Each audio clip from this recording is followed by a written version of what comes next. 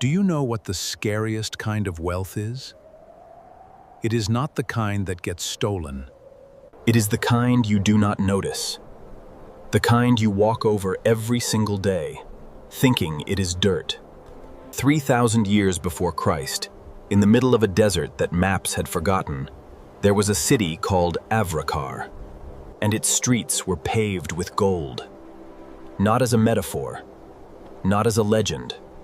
Literally, raw, unpolished gold nuggets, pressed into the dirt like ordinary cobblestones, glittering every time the moon came up.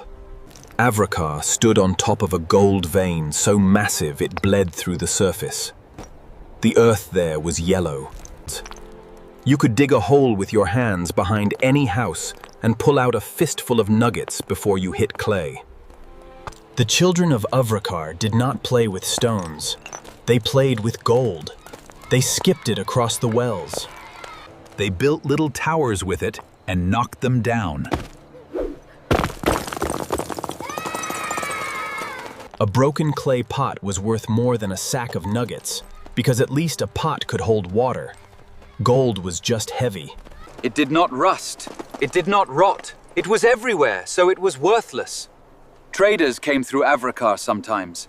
Thin, sunburnt men from Egypt, from the northern kingdoms, with camels loaded with salt and cloth. And every single time, the same thing happened. They would step into the city gate, look down at their feet, and freeze. They would fall to their knees in the street, shaking, grabbing fistfuls of the ground, laughing and crying at the same time. The people of Avrakar would gather around and laugh at them. To them, these men were insane, worshipping rocks. The merchants would beg to buy it.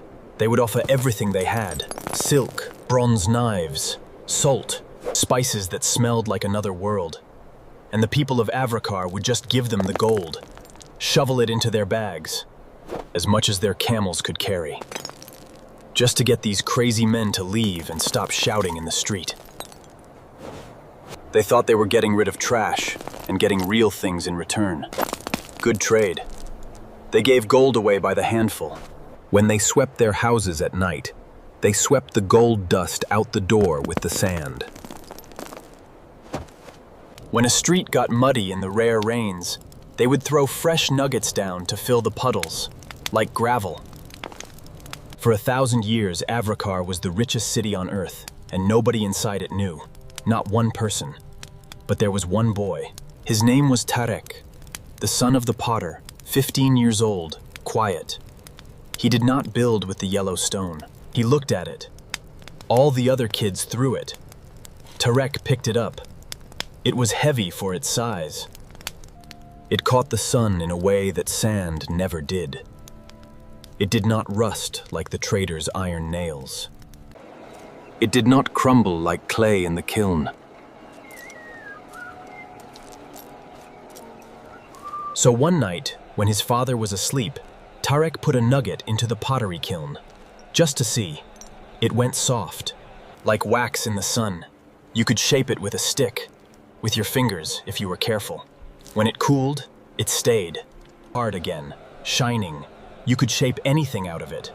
Tarek started making things, little animals, hooks, a crude scorpion, because scorpions were bad luck, and he thought it was funny to wear one around his neck.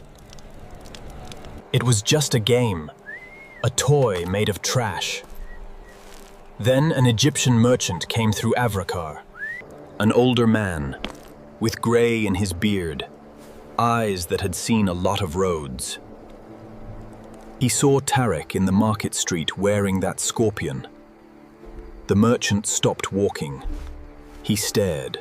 Then he fell to his knees, right there in the golden dirt, in front of a 15-year-old potter's boy, and begged to buy it. He offered silk. He offered spices that cost more than a house in Thebes. He offered 3 bronze knives, sharp enough to shave with. A fortune for a bent piece of yellow rock. Tarek laughed. He thought the man was joking, like all the other crazy foreigners. So he just gave it to him, pulled the cord over his head and tossed it to him. Take it! It is worthless. The merchant caught that crude gold scorpion with trembling hands. He did not put it in his bag. He wrapped it in silk, carefully, like it was a holy relic, like it was the heart of a god.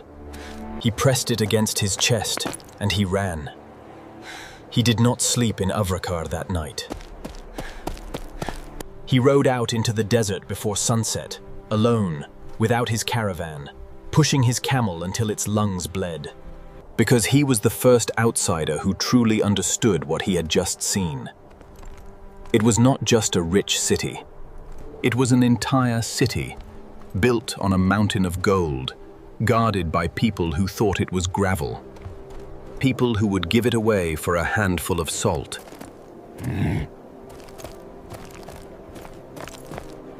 People who had no soldiers, no walls worth the name, no idea what the rest of the world would do to them if they knew. That night, Tarek stood alone in the empty golden street. The moon was full. The whole city glittered, every road, every alley, like a river of stars under his feet. And for the first time in his 15 years, he felt cold. He finally understood what the merchant's eyes had meant. That look was not madness. It was hunger. He looked at his home, at the golden ground beneath his bare feet, at the sleeping mud brick houses, at the children. And now someone knows. Secrets do not live long in the desert. The Egyptian merchant made it home alive. And he could not stay quiet. No man could. That Egyptian merchant returned home, and he could not be silent. He walked into the pharaoh's palace, still covered in road dust, his lips cracked, his hands shaking. He knelt before the throne and held out his trembling hands. In them was a crude scorpion, made of raw gold, still warm from being clutched against his chest for 3 months. The pharaoh took it. He turned it over in his fingers. It was heavy. It was real. And then he looked up at the merchant and asked one question, just one word. Where? 3 months later, an army left Egypt. Not traders. Not explorers with gifts. Soldiers. Hundreds of them, with bronze spears and shields that caught the morning sun, marching through the desert with a sound like thunder. They were not marching for land. They were not marching for revenge or for glory. They were marching for rocks. For the rocks that a whole city had been throwing away for 1,000 years. The people of Avrakar saw the dust cloud on the horizon at dawn. A thin brown line at first, then a wall. They had never seen an army before. They did not even have a word for it. Some ran back inside their homes. Some stood in the street and just watched, the way you watch a storm coming that you cannot stop and cannot outrun. The soldiers did not shout. They did not have to. The sound of their boots on the golden street was enough. An old woman named Mira sat down on the floor of her home and picked up a gold rock from the ground. Now an entire army had walked 3 months through the desert to take it from her. She sat there and she thought about that. And she almost laughed. Streets. By midday, the streets were empty of people. By evening, they were empty of gold. The soldiers worked in silence. Tarek watched from the canyon ridge the whole time. He did not move. He counted the soldiers the way his father taught him to count goats. Then the army turned and walked back into the desert the same way it had come. No ceremony. No flag. They simply left. That night, Tarek walked back into the city alone. His footsteps echoed off the mud brick walls in a way. He found one rock. Just one. Wedged into a crack between the stones, small enough. Then he put it in his pocket and walked into the desert. He never went back. Nobody did. The city of Avrakar stood empty under the sun. A whole civilization. 1,000 years of people waking up and cooking food and raising children and throwing gold rocks at each other. Somewhere under that desert, the streets of Avrakar still exist. The houses still stand, preserved